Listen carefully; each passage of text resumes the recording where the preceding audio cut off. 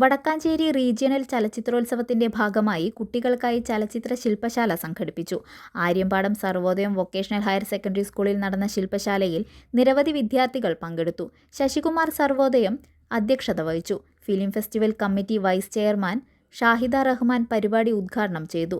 പ്രമുഖ സിനിമാ സംവിധായകൻ അമുദൻ ശില്പശാലയ്ക്ക് നേതൃത്വം നൽകി. ഏകദിന ശില്പശാലയിൽ 50-ൽ പരം കുട്ടികൾ പങ്കെടുത്തു. തലപ്പള്ളി ഫിലിം ആൻഡ് ഡ്രാമ സൊസൈറ്റിയുടെ ആഭിമുഖ്യത്തിൽ വരുന്ന ഒരു യുവതലമുറയിൽ സിനിമയുടെ പുതിയ സംസ്കാരം വളർത്തിയെടുക്കുന്ന ലക്ഷ്യത്തോടു കൂടിയാണ് ഒരു ചലച്ചിത്ര ശില്പശാല എന്നിവിടെ നടത്തുന്നത്.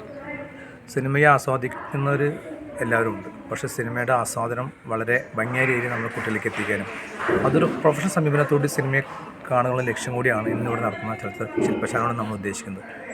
ഏതാണ്ട് 50ഓളം വിദ്യാർത്ഥികളാണ് ഈ ശില്പശാല ഇന്നിവിടെ പങ്കെടുക്കുന്നത്. ഇന്ന് രാവിലെ 9 മണി മുതൽ 4 മണി വരെയാണ് ഒരു ഏകദിന ശില്പശാല ഇവിടെ സംഘടിപ്പിക്കുന്നത്. തമിഴ് സിനിമാ രംഗത്തെ പ്രമുഖനും ഒട്ടനവധി ഇൻ്റർനാഷണൽ സിനിമ മേഖലയിൽ പ്രഗത്ഭനും കൂടിയായ ശ്രീ അമുദനാണ് ഇന്നത്തെ ക്ലാസ് ഇവിടെ നയിക്കുന്നത്. അതിന് സർവോദയം സ്കൂൾ വേദിയതിൽ വളരെ സന്തോഷം.